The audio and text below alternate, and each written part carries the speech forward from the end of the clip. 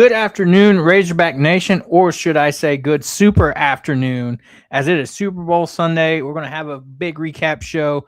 Got a lot to talk about today, but before we do, we got to thank our friends over at Razor Pigs. Looking good, never felt so fun. Razor Pigs is the Arkansas-born brand, bringing some serious style to the golf course, tailgate, and everywhere in between. From high-quality polos to head-turning hats, they've got what you need to rep the natural state with pride. Found right here at home and now run by a Razorback loving family. Razor Pigs is where comfort meets cool. So go hog wild and shop Razor Pigs today at razorpigs.us and our friends over at Scarlet Letter, Arkansas's very own handcrafted spiked seltzer. You can check them out today. And if you are in Northwest Arkansas, you can check out the Core Brewery Tap Room where you can get Scarlet Letter in all of its various flavors. It is Sunday. It is Super Bowl Sunday. How are we doing, guys? Doing good. Getting ready to enjoy this last bit of football before the official off season, I guess. So football season's been over to me. Could care less about seeing the same game that I've seen past 10 years twice or three times already. So I'm already in baseball mode. Right. Well, and you enjoy the last day at least. No, I'm not watching it. We know you've been in baseball mode, Hobbs, and we're under a week away. And we'll talk about that here in a little bit. But we have to talk about this Arkansas basketball game yesterday where Arkansas went into Mississippi State shorthanded and still came out with a 20-point win on the road. I think the week off really helped these guys, even though, you're missing two guys to, some minor injuries that they said shouldn't keep them out hardly too long at all, just kind of maybe some precautionary things. But, the team looked refreshed. Guys like Darius and Brazil, came out, looked firing on all cylinders. And Arkansas took care of business yesterday, 20-point win on the road, which is a little bit different than what we've seen the past few road games, whether it be, as we know, that Auburn and Georgia game where things didn't go well, or, that close road win against Oklahoma. This was a little bit of they channeled some Bud Walton energy in this game and got the 20-point win. Yeah, it was definitely great to see. We've talked about before, it was, you didn't really start slow like you have multiple times. So that was kind of big. Definitely came out kind of rejuvenated. And,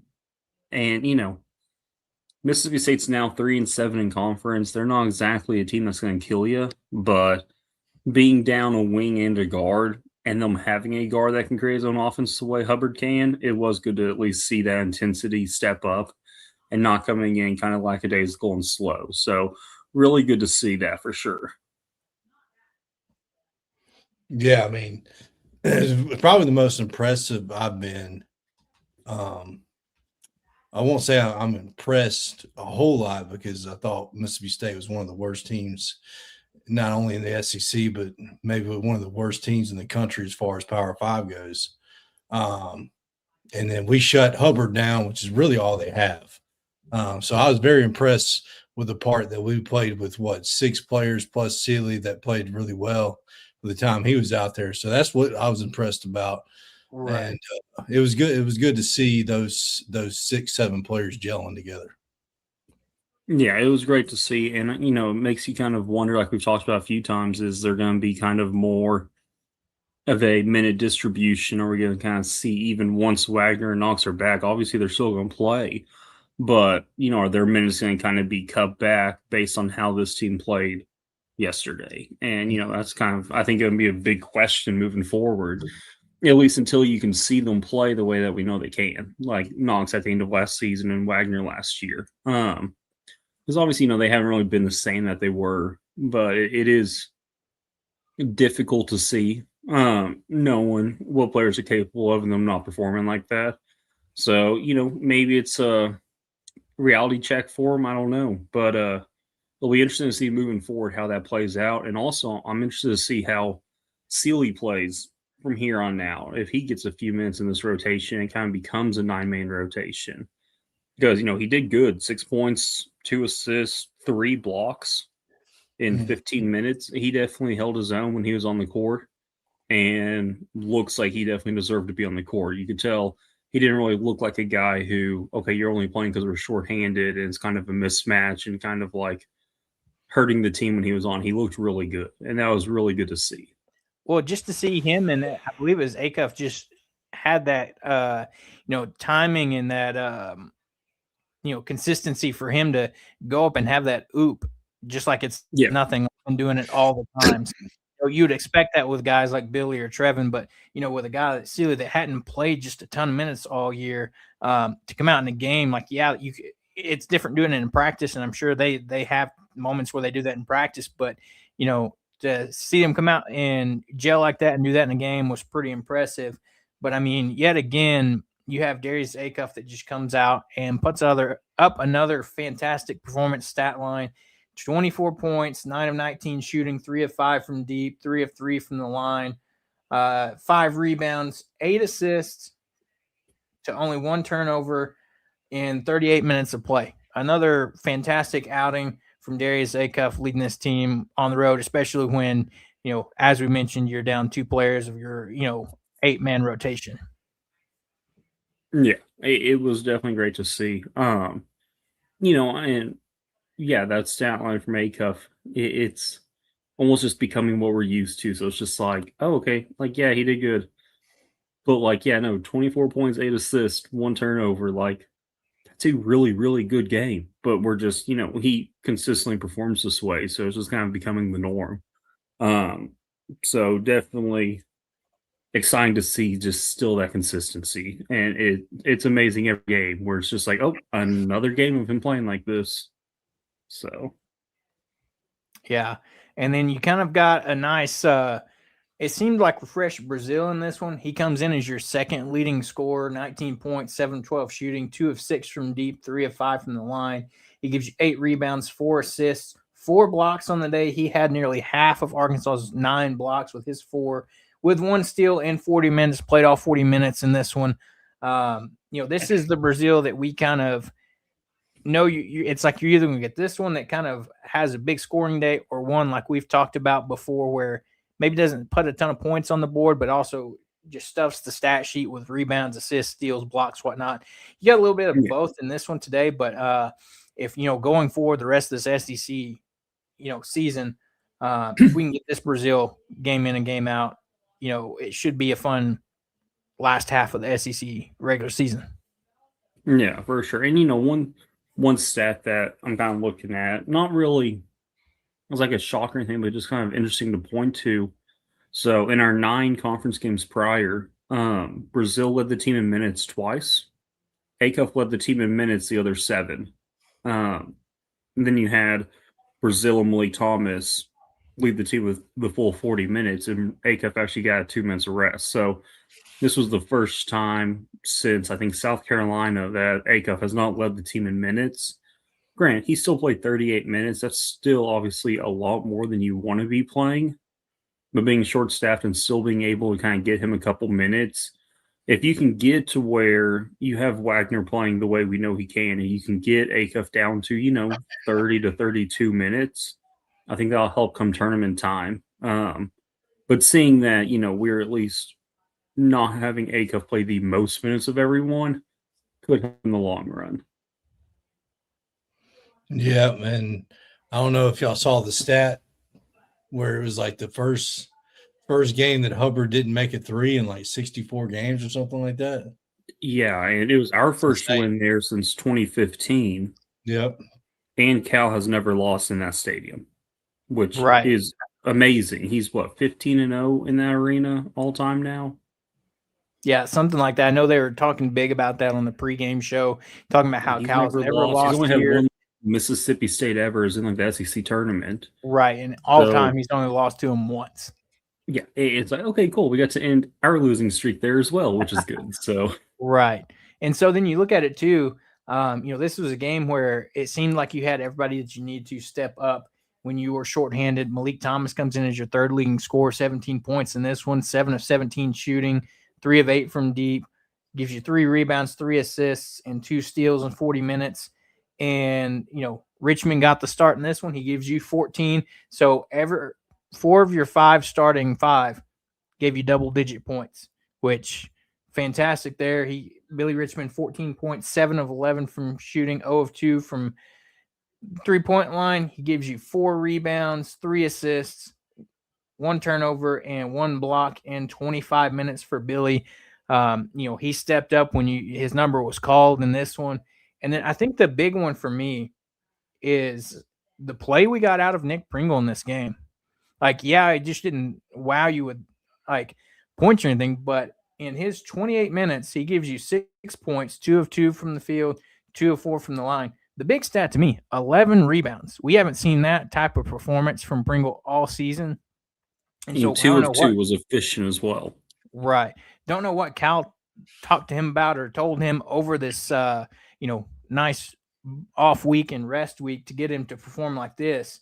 But hey, if we can start seeing some more performances out of Pringle like this just kind of enhances what Arkansas has got going on with, guys like Darius, Trevin, and Malik right now. Yeah, for sure. And, the big thing was another big thing for this game was Acuff only had 1 turnover, Malik had 0. Your freshman had a combined 11 assists to 1 turnover. As a team, 22 assists to 7 turnovers. So you're talking over 3 as your assist to turnover ratio. On the season, Purdue has the best assist to turnover ratio at 2.17, and we were over 3. And it was on the road, in a place you haven't won at in 10 years. So we are taking care of the ball very well. Actually, after yesterday's games, through games Friday, so non-including yesterday's game, Arkansas was 7th in the country in assist to turnover ratio, 1.84. That's going to go up, obviously, but they're taking care of the ball, which is huge when you have 2 freshman guards playing as many minutes as they are and being as heavy of a focus on the team as they are. I think that's fantastic and tremendous to look at. And that's one thing that, I feel everyone gets caught with the points, but I think, when you're looking more at the glue of the team and how a team's going to perform come March, I think being able to not turn the ball over and being able to pass the ball and get everyone involved is huge. And so that's a big stat that I look at personally as, something that can help come March. So that's definitely good to see. Yeah. And, as we jump on, let's look at some of the comments. And I agree with a lot of these. So it's like Transplant Texan said here, no Knox, no Wagner, some Sealy, and road win. We talked about that. Love to see it. Transplant Texan said Richmond earned minutes Knox used to get. Will Sealy earn the minutes Richmond used to get? And where does unreliable Knox stand as far as minutes going forward? So for me, I think that you're going to see Richmond start to get the Knox minutes. I think Knox will take over probably 3/4 of the Richmond minutes. I think Sealy's going to start to kind of eat into that in these next couple games, especially with Knox and Wagner both kind of bouncing back from these injuries, issues that they've had. But I think you're definitely going to see Sealy get minutes moving forward. It may be, 4 to 7 minutes the first game or two once they're back. But if he continues to perform like that and they're continuing to struggle, I think his role will grow. Also think it's very important to keep Sealy for next season. I think getting him into the rotation, getting him comfortable and happy with his role growing, I think that's going to be big because Sealy was a top 100 prospect. Duke can play. He would be in the rotation for so many teams in this conference. And so I think with his length and ball handling as a freshman the way he is, yeah, he's not playing as much. But I think giving him a little bit of experience this year in the offseason growth, I think he could be a key part next season, maybe kind of a Billy Richmond type role. So I think it's in Cal's best interest as well to keep some Sealy minutes growing. Just also for the longevity. Obviously, you don't want to hinder this year's team to prep for next year, but he's not hindering this year's team with the few minutes he's getting. So in my opinion, I think Sealy should be getting some more minutes until Knox can prove he's more valuable and more consistent because we have seen him kind of disappear in big-time games. But I don't see Knox not playing really just because he does have some ability and he has an ability to get hot and hit shots. So I think Knox will be in the rotation regardless. Yeah, I mean, Knox is going to play, but he can't continue to play if he's not doing anything. So I agree. yeah. I think you'll see him cut back to 10 to 15 minutes at first. And also that might be good just because help kind of reiterate the fact of his role on the team. Not saying he shouldn't be a starter. He has the talent to be. But I think until you can get him playing the way we know he can, you don't need to be as reliant on him. I would almost say let Billy start and let Billy play the way he plays. Let Knox kind of try to be that guy off the bench coming in strong, see if that changes anything up. Because obviously you got to change something with the way he's been playing lately. Yeah. And the big thing for me too with Sealy, you look at him like, yeah, you could, there's two different scenarios that could have panned out.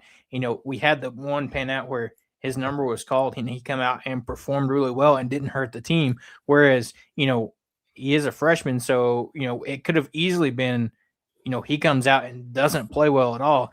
But to see him step up in this moment where it's like, all right, we're two guys down. Sealy, you're going to be playing X amount of minutes, turned out to be 15. And to your point, that helps his growth and hopefully encourages him. And to your point, Cal needs to keep him around for next year.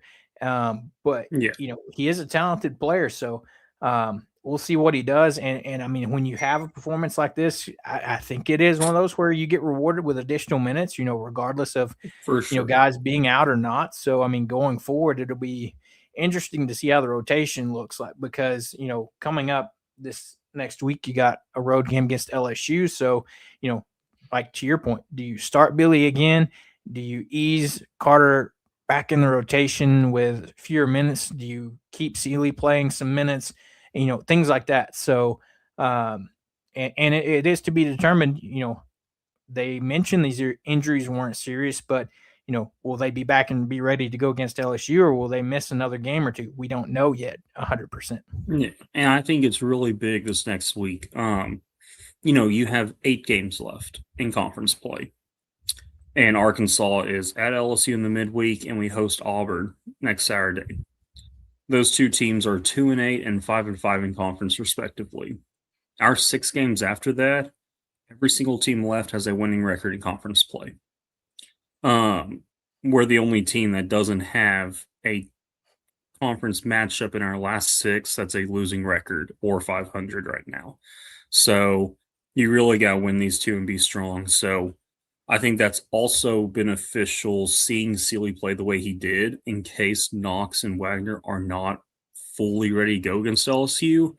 You have somewhat of a 7th guy you can still throw in there in a rotation, or right. If they play on 100%, that you have another body in there to throw in. So it's going to be big this next week. But yeah, I don't know. It'll be interesting to see how it plays out rest of the season. I wish we knew, but Well, and that's the fun of watching it. So, and see how it pans out. Transplant Texan also mentions Acuff keeps adding to his SEC Player of the Year resume. I agree 100% with all these performances. He says, solid game by Brazil. Needed a retention player to challenge Acuff for Player of the Game with how he's performing and everything. So I think you got that from Brazil. And here's one thing to consider too. I know we mentioned it too, and especially with the remaining schedule. Some Hog fans may feel uneasy, but the Hogs remain only one game back in the SEC rankings, and that is just behind Florida. Florida's 8-2, Kentucky's 8-3, then us and A&M are 7-3. Yeah, Florida, who's beating everybody by 20 points, no matter where they're playing. So yeah, that's going to be tough. That game could be one that you circle that could be, potentially a game that could decide, regular season SEC type of game. And I mean, of those top 4 teams in the standings, top 4, Florida's they have some tough games, but they also have some easy games. So they still have to play Kentucky home and home. They still have to play at us, home against us, at Texas. Then their other games are at Georgia, at Ole Miss, and then they host South Carolina, Mississippi State. So they have they still have 4 games of their remaining 8 are 500 or below. Georgia being 500, and then South Carolina, Mississippi State, and Ole Miss all being under 500. So of the top 4, they have the most teams left that are 500 or below in conference. So I feel like they're going to finish strong. Another big thing to look for is we're 7-3 with A&M, but at 6-4, you got 4 teams down there that are only 1 game behind us. It's Vandy, Tennessee, Bama, and Missouri. And Tennessee does not have to play any games against Kentucky, Florida, Arkansas, or A&M. They do not have to play any of those 4 rest of the season. So that's beneficial for their schedule as well. So that'll be interesting to see how they finish strong, because they are looking stronger with Nate Omen playing the way he is of late. Yeah. Transplant Texan also mentioned Keek to continuing success. Everyone putting up positive stats. The freshman duo can't be relied upon to win every game. And that's where, like, you see other guys step up in this game like we've talked about before. He says, Zane, shouting out the assist to turnover ratio 100% is key to a lot of these wins here. I didn't have a big basketball career. I just played high school, but I do pride myself on at least kind of knowing the X's and O's and kind of the glue and the inside stuff on what makes a team successful. And assist to turnover ratio has always been one thing I've been high on. So that's one thing. And so, I have my few stats I really look at when it comes to long-term success and postseason success, and that is one of those. Yeah. Angel jumps in here and says Billy is a catalyst in the start. I'm assuming the starting lineup, and I agree. And to your point, it's like I think you leave that where it is until maybe you get the consistency you need from Knox, because I mean, if Billy can come out and give you these type of minutes, and then you can still get some spark from the bench with whether it be Knox and Wagner. I mean, we talked about it this morning, Zane, before church started. It was like, this team looked completely different on the road, like especially with this lineup. Like we hadn't seen this all season yet, so it's like if this is what you can get with this kind of lineup, I would leave it alone for now. Yeah, and it's tough because you don't want to start slow on the road. And Billy being in there is consistent with his stuff, but if you are starting slow, you really want that spark off the bench, and maybe it's bringing in a guy off the bench a little bit sooner. And we know how Billy can start coming off the bench. I mean, it's been, 9 or 10 times this season he's scored in the first minute he's been on the court coming off the bench. So it's tough because obviously I think he deserves to start. But with how explosive he can be entering the game, it's almost like a good reset if you are starting slow with your starting lineup to insert him in and get him going. So, that's kind of a, double-edged sword both ways. Because if you have Knox and Wagner playing the way that they have been of late, you don't really have as much of a spark once you pull your bench guys in. So that is kind of what you lose by starting Billy. But I think he deserves, obviously, starter minutes. I just don't know what's best in terms of actually starting him or being that spark off the bench to start. Right. And that's the almost coin flip risk you take, is it's like, you're taking away his start, his spark off the bench. But with, like we said, and we keep harping on it, is the inconsistency you're getting from Knox. I mean, in all reality, he's essentially got to earn back those minutes. I mean, you can't let him start and hurt the team or put up hardly any stats, or, he's been absent in those big games. So, I mean, LSU is one I would take the chance and continue and see what happens, even if Knox is healthy. I mean, you look at LSU 14-9, 2-8 on the season in conference play right now. Very similar game. It's a road game. If you can kind of get this, copy this type of performance you had this week, then, what does it hurt? Yeah. And Transplant Texan did just make a good comment. I mean, you don't need as big of a spark off the bench. And that's where, Ewan playing the way he has of late might be good to kind of be that spark. But you also run the risk of, I mean, you've seen a few times where our entire starting lineup has just struggled, and you got to wonder, like, if Billy can be enough of a spark starting the game to kind of counter that on the road. Right. Or if that's just kind of almost like a team mindset starting the game where they start slow. Whereas I feel like a big thing about being that sixth man coming off the bench is you get a feel for the game and you know what you have to do. Well, if you're starting the game with everyone else and you're still going to kind of have that, okay, I have to adapt to it. But if you're on the court having to adapt to it, you're still starting slow potentially. Right. So I think you don't need as big of a spark if you don't fall behind by double digits, which is why I was hinting at once everyone's healthy and full go, then even having Billy come off the bench as that sixth man, but inserting him sooner into the lineup and bringing him onto the court sooner before it falls to a double digit deficit. But yeah, you don't need as much of a spark off the bench if you start strong like we did. So that is kind of also part of the whole question of who to start once everyone's healthy, because you know that you almost always get a 3 to 5 point boost or run so far in conference play whenever Billy comes off the bench. By the time he enters the court for the first 2.5 minutes, we're averaging 3 to 5 points, outscoring the other team. So that's big.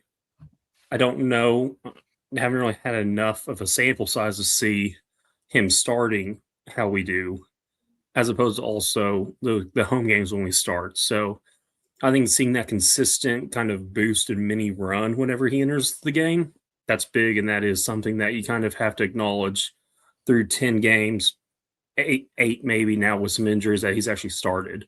So that is a really good question, and that's something that, if you know you're not going to fall behind by double digits, yeah, start him. But you just don't know how he's going to be starting when the team has a full mindset and approach and having to adapt to the game.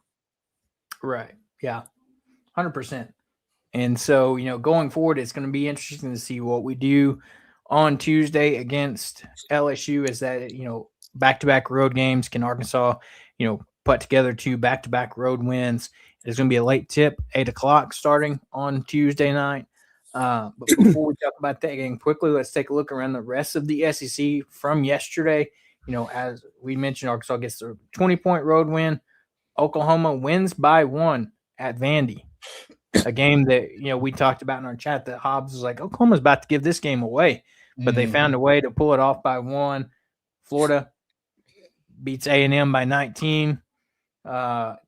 Kentucky, big home win against Tennessee, knocking off Tennessee. So, it looks like they might have found some momentum after our win and, back-to-back big wins for them. Missouri coming off a 19-point win against South Carolina. Texas, another, big win there for Texas as they beat Ole Miss by 11. In Chris Beard's first return to Austin to the Moody Center, and Alabama beats Auburn 96-92. And then finally, Georgia beats LSU 83-71. And like you said, going forward, this you're starting to see a little bit of separation in this top half of the SEC. So looking forward with Arkansas's matchup against LSU, we've seen this once before. We're starting to get to that point of season where you're starting to maybe play guys a second time. And so looking at this, that first matchup we had with them here, I was looking at these stats, there's not necessarily one key guy that you point out of, this guy really killed us this first matchup. Because if you consistently look across their starters, they all had decent games. All their starters scored in double digits against us. So I think this is just another one where some key points for this game is you got to find a way, like you did Saturday, start a little bit faster. But also, if you can get decent performances out of Pringle, and I think the question mark too is they're talking about it on the broadcast is what does it look like for Malik Young going forward? As they talked about, he didn't play as many minutes this game, was dealing with some shoulder issues. So how significant is that injury going forward? And how much of him will we see over the next few games? Yeah, and that's We don't know the extent. I do know when they were talking about that, you saw the wrap on his shoulder. He did come back in and play, Right. which is definitely good and promising, but it is interesting to kind of see the approach he's going to end up taking. And with Pringle being efficient and grabbing 11 boards, hey, do you give Pringle the majority of the post minutes this next game if he can avoid foul trouble and play somewhat decent and let you and kind of limit those minutes with that shoulder? Right. I don't think we'll see him missing a game, kind of like we have Knox and Wagner now, just because I know he came back in and played still after that. But it is definitely something to keep an eye on. Well, It'll be interesting how it because, plays out. Yeah, and especially too because he wasn't as effective as what we've been used to. The consistencies from you, and he only played 14 minutes there, like we mentioned, had that shoulder wrap on, but only scored 2 points, 1 of 2 from shooting, no free throws. Only grabbed you 2 boards, 1 assist, had 1 turnover and 1 block and 2 steals. So not the Malik Ewan we're used to seeing. So hopefully, this is something they got back, get some treatment. Maybe it's just a little stinger or bruise type of situation, and it's not something that's going to hurt him going forward. But to your point is, all right, Tuesday, do we see Pringle get more of these minutes to see if he can replicate, pulling down 11 boards? Maybe he's Cal's got something, like I said earlier, figured out how to, what buttons to push that made him come out, be a little bit more physical, go get some boards and put up 6 points. I'll take that stat line night in and night out from Pringle going forward. Especially being a 2-2 shooting. Yeah. Especially being as efficient as he was. I'm more than happy with 6 points as long as it's not, 2 of 8 or 2 of 9. So right. Would still love to see some improvement on the free throw numbers from the team as a whole. They shot 8 of 12, 66%. You'd love to see that, 80s or higher. Brazil, it's not uncommon to see him go for 3 for 5. I think that's just what I've gotten to the point of expecting from Brazil. And Pringle, of course, 2 of 4, 50% there. And Acuff 3 of 3. Didn't shoot a ton of free throws in this game. And I think that's a little bit different than what we've been used to seeing from this team, a team that drives hard and gets to the basket and gets fouled. So, but a better 3-point shooting night compared to, some previous outings where we've struggled. 8 of 22, 36%. So better shooting night there, and the 52% from the game from the field as a whole. So, overall, it was just a good performance that this team put out, being down 2 guys, shorthanded, and still being able to come away with a big win in terms of big for this team. Not because, as we've discussed, Mississippi State is not great this year, but a big win in terms of this team to come out and play on the road the way they did. Perform well on the road. You don't want to get that stigma, because if you remember historically with all the Mike Anderson teams, they could play well at home, but absolutely on the road, it was just, you could almost automatically chalk it up to a loss. So, hopefully this is a turnaround. That way, these Cal teams and this, we don't get that stigma of, we can't play on the road, because, we showed we can. 3 road wins on the year now with Ole Miss, Oklahoma, and now Mississippi State. With the rest of the season, let's figure out how to get it done on the road. And you got another good opportunity Tuesday with LSU. Yes, for sure. And I don't know if y'all saw the post yesterday that JC Hoops put out. Picked up our 7th conference win yesterday, and when Arkansas picked up their 7th SEC win recently, last year was March 4th. The year before, we didn't even get 7. And then before that, so this year is February 7th. February 5th, going back the last 10 years, was the soonest we got to 7. So we are right in line with the best SEC start that we've had over the last 10 seasons. So that's also big. And kind of like, I forgot who had commented earlier about Hog fans kind of being upset and all, like, there's not much to worry about. We're still looking good, still being okay. But yeah, who knows? Still got 8 games left to play in conference and then the postseason. So I think that we've seen even some growth and development just since conference play started. I don't think there's too much to worry about the team right now. Just some little things and kind of some individual efforts, but the team as a whole, I'm happy with where they are right now. Yeah, I agree 100%. So as we move forward, as I mentioned at the top of the show, today is Super Bowl Sunday. It is weird. I told my wife yesterday, I said, this year doesn't feel like it's Super Bowl weekend. I don't know if it's just because a lot of people aren't excited about this matchup. Like Hobbs talked about, you've seen it before, these two franchises. But in terms of, we're an Arkansas sports podcast here, you do have some former Razorbacks playing today. So, most notably Hunter Henry playing for the Patriots, trying to get himself a ring, played for Arkansas back in 2013 to 15. Eric Gregory, as we know, most recently played for Arkansas last 2024. He is playing for New England as well. And then you also have former Razorback Kevin Richardson as a defensive assistant coach for New England. So, all your former Razorbacks are on the New England side. I wish them the best individually, and if they happen to get them a ring, great. But for me personally, I can't root against the division rival, so I'm going Seahawks in this game. What's your guys' initial thoughts? I'm happy with either. Jackson Smith and Jigba definitely saved my fantasy league a few times this year, so I kind of owe it to him to cheer for them. But no, I'm honestly happy at either one of these two teams.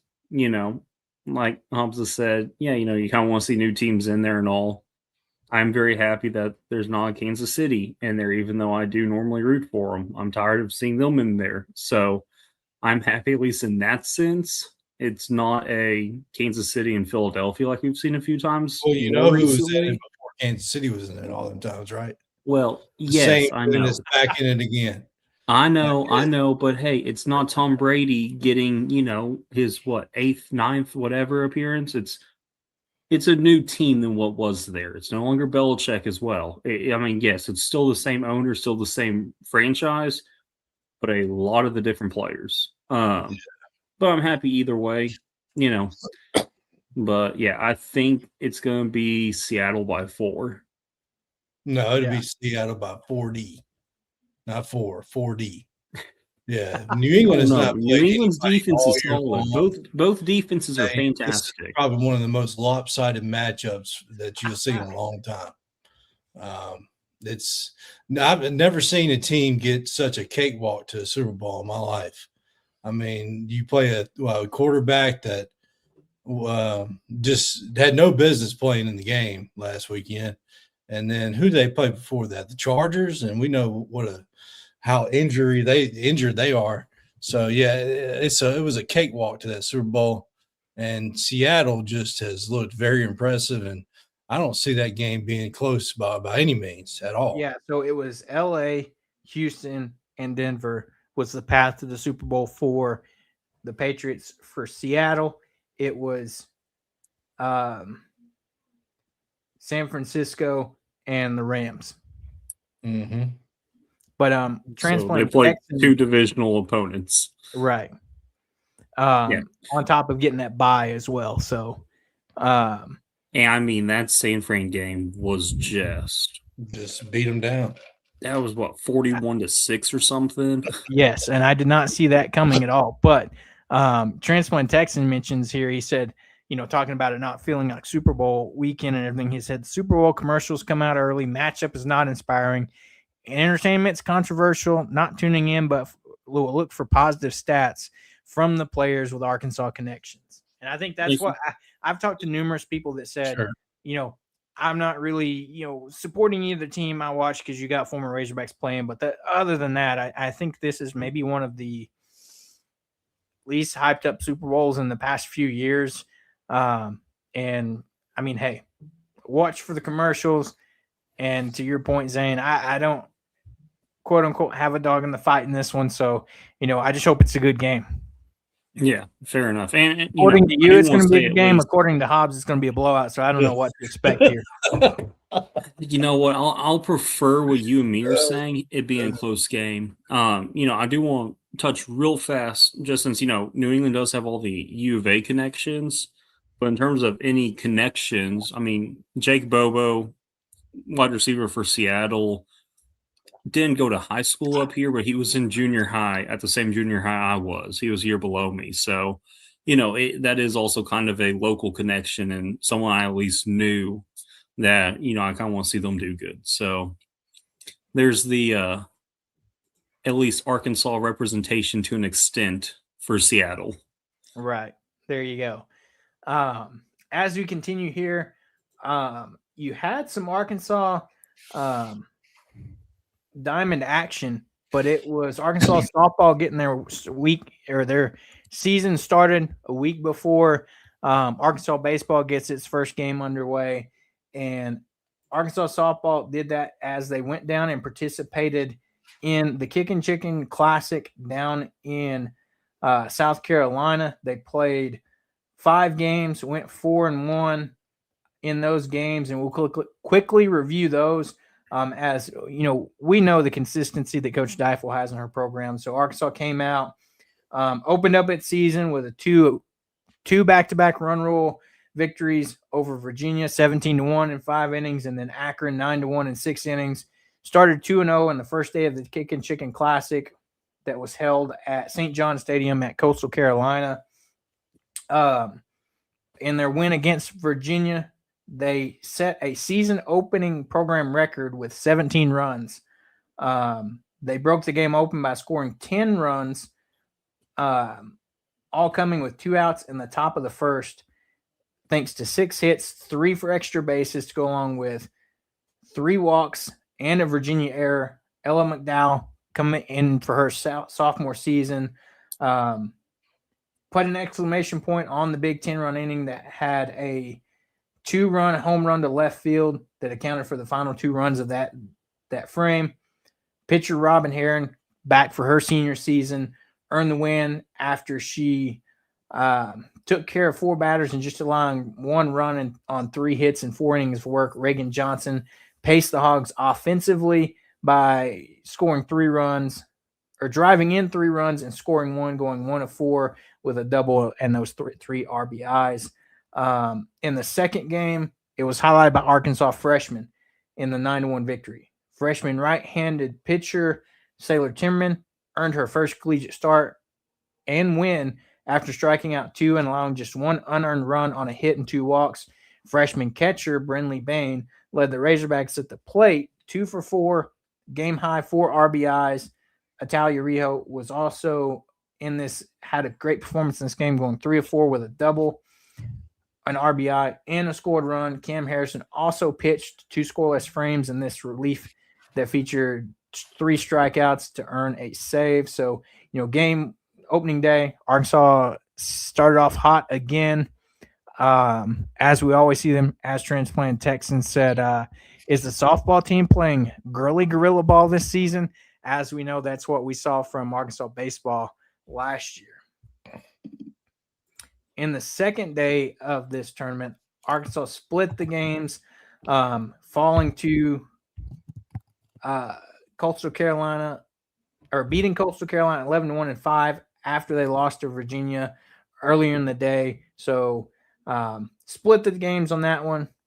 Strong performance from Tiana Bell in this one, as she went 6 of 6 on the day from the plate with 2 RBIs, 2 doubles, 4 runs scored, and tied a career high with 3 hits in both games. In the circle, senior left-handed pitcher Robin Herron was dominant once again. She struck out 10, carrying a no-hitter into the 5th inning until Coastal Carolina broke it up with a double to left center. With that win, Herron improved to 2-0 on the season after striking out 10, allowing only 1 run with 1 hit, no walks.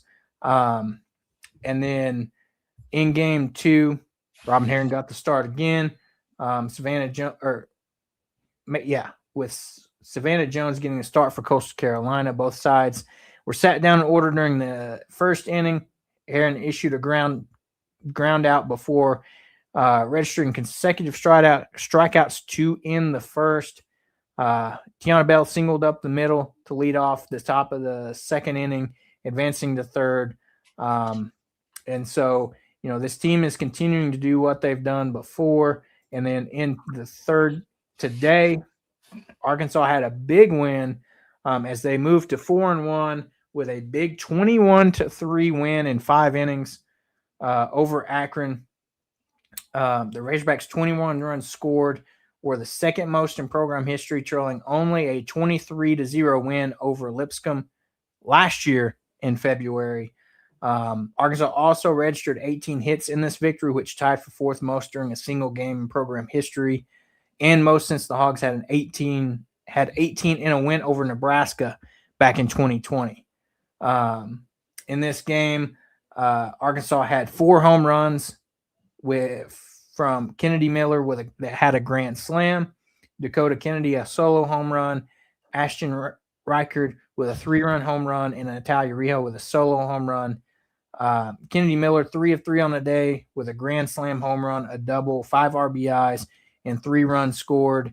And then Kennedy went 3 for 4 from the plate with a home run, a double, 2 RBIs, 3 runs scored, and a stolen base in this game.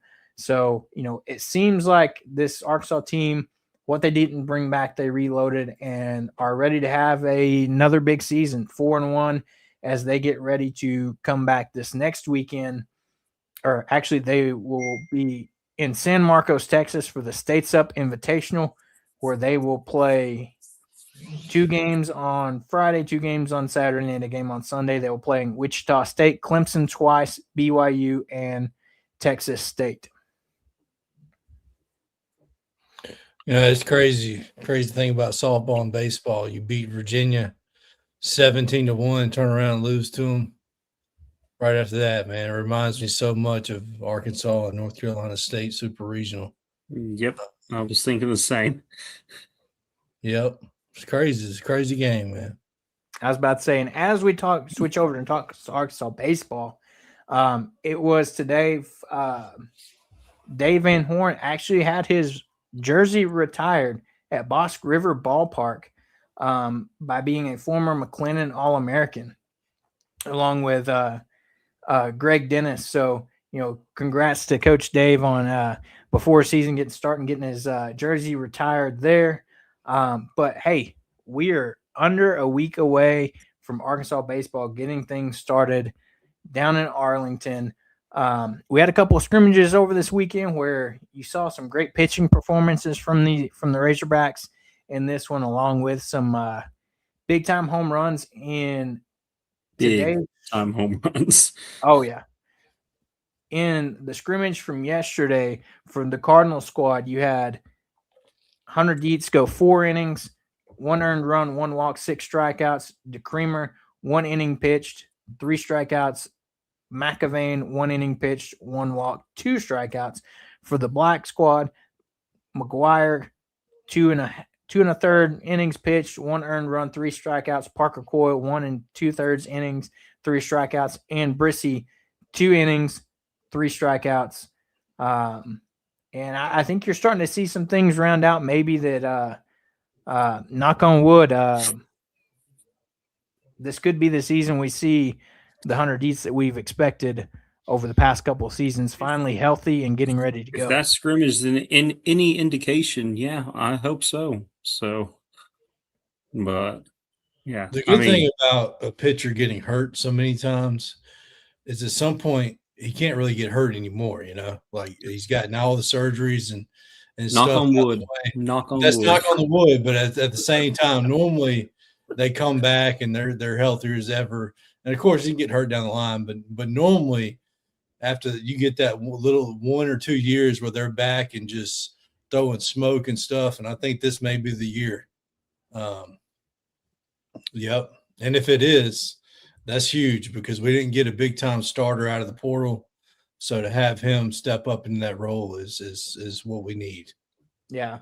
Well, and then, that was from the pitching side. Then on the spring scrimmage on Friday, you saw some big time home run metrics with at this point with these type of numbers. I'm not sure if you can call Kahil Baby Aloy anymore.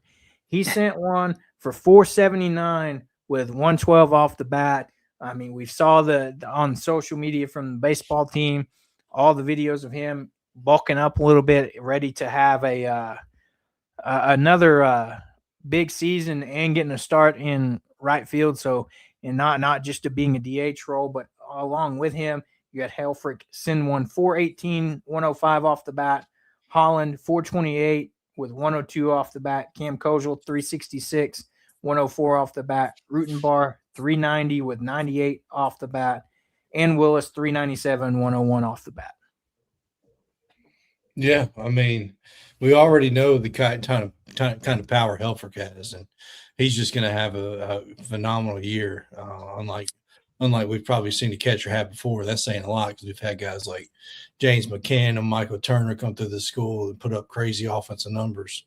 And then of course Aloy, man, he is just he's definitely not on steroids, but he definitely looks like he's put the Barry Bonds steroid, like turned into a different type of he put the work in this offseason in the gym.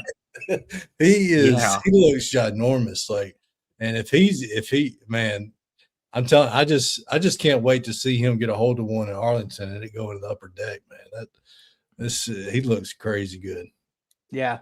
The baseball and another team, thing you were saying, the Golden Spikes watch list, preseason watch list, they listed Helfrich and Gackle both on it. So, kind of like Arkansas baseball's post says, hey, we do know a thing or two about it. So that's also good to see. Yeah. Yeah. Yeah, it's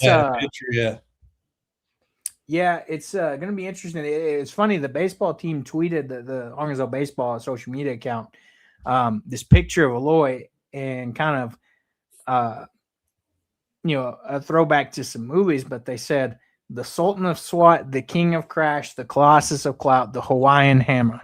Yeah. So, I think this offense is going to surprise a lot of people. I think people are just not expecting us to have a very good offensive team, and it's just not the case. I know we lost a lot of people, but we replaced them with just as good as players. I mean, we got the summer ball MVP in center field.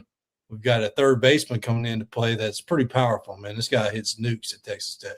And Pompey, you got some freshmen that are talented, and of course your catcher can hit the ball like with the best of them. And right field, hopefully Aloy's defense. I'm hoping his glove is, and they've been saying he's been struggling out there in right field. So hopefully he gets that going because we don't need him taking up a DH spot, especially if Souza can't play the field very well right now. Yeah. And I think it kind of goes with what Transplant Texans said a couple minutes ago, just trying to get a feel for this baseball team. It'll take a minute to get to know and learn the new faces. Yeah. There's a lot of uncertainty and new guys coming in that people just aren't familiar with yet. But to your point, Hobbs, yeah, there's, we still got some really good guys in. So It's still, again, I'm not worried. I'm not too worried about it. We have a lot of faith in this staff. We know what they can produce every year. So it is just going to kind of take some time to get used to these new guys. But I don't think there's going to be really any concerns about these new guys if they can play or not. And the offense may not perform very well opening weekend. We don't know. It's a Major League Baseball stadium. Most teams don't go there and put up crazy offensive numbers. So it's gonna don't judge this team off of what you see on the first weekend. Right, for sure. But another thing I'll be interested to see how it transpires this year. Talking about the scrimmages this weekend and on Friday. They said Cooper Dossett had a pretty impressive performance. Mm-hmm. So, he's a guy that you didn't get to see a ton of last year due to injury. Coming back this year, that could be another great asset to, this bullpen going forward. Yeah, Dossett was a guy a couple of years ago that could come in the game and just throw straight gas. I mean, he was filling up the strike zone and throwing 98 in there, 99. And it's a guy that was hurt last year, had surgery, and now he's back and he looks like just like he never missed a beat. So he's going to be big to have back. He's definitely a guy we missed last year, and he's going to be a big piece of this bullpen. 100%. So, like we said, we're down to under a week. Friday, Arkansas will be in action for their first game of the season as they will be taking on Oklahoma State at 7:00. And of course, we all three will be there. So, if you're going to be down there in Arlington, hit us up, let us know. And yeah, it's going to be a fun weekend. I think we're all ready to kind of get through the work week and get our long weekend started as we get ready to go down to Arlington. So, stay tuned. This week schedule is going to be a little bit different than what it normally will with, the baseball tournament and, that being on Thursday, and we'll be headed down. So we'll keep you guys up to date on when our midweek show is going to be this week. But other than that, we'll get ready to wrap up here. Anything else from you guys before we get out of here? What I always have to say, y'all know at this point, Woo Pig forever. Woo Pig always. Yeah. So as far as for the week, Arkansas basketball on Tuesday at 8 o'clock on the road again. Up until the weekend, you've got Arkansas gymnastics in a meet today down in I believe it's San Antonio, Fort Worth for the Metroplex Challenge, where they're going up against Arizona, Oklahoma, and Texas, TWU, Texas Women's University. But other than that, everything else will be next weekend down in Arlington and down in San Marcos for Arkansas softball. We'll be pulling double duty, if you will, with Arkansas basketball playing at the same time as Arkansas baseball on Saturday. And yes, as Transplant Tection mentioned here, Flow Sports, their one shining moment of the season to start the weekend next weekend down in Arlington. So get ready to have 3 days worth of a Flow Sports membership and then to fight with them and get it canceled. So, and on our Sunday show, or I don't know if we don't do Sunday, whatever the next show will be after that, I'll try and remind everyone to go cancel their subscriptions. So, yeah, and we don't forget we do have a Monday game that will be on Flow Sports as well. So don't cancel it too fast. Fair enough. So maybe next Thursday. Yeah, I'll mention that. They do have a TV app now, so it may work a little better. So we'll see. Hopefully. Well, we don't have to worry about it. Maybe That's on true. Monday we will, but I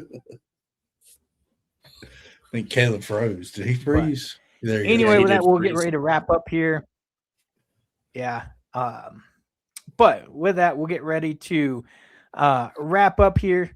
As always, don't forget to like and subscribe to the show on Apple Podcasts, Spotify, and YouTube. Make sure to hit that like and subscribe button on YouTube. That way you don't miss any time we go live. With that, from Hobbs, Zane, myself, we're going to get out of here. And we'll see you guys. Maybe we'll see some of you in Arlington. So with that, we'll see you the next go live. We'll let you know when that is. But until then, everybody have a great rest of your weekend, great start of the week. Enjoy the Super Bowl if you watch it. But until then, we'll see you guys.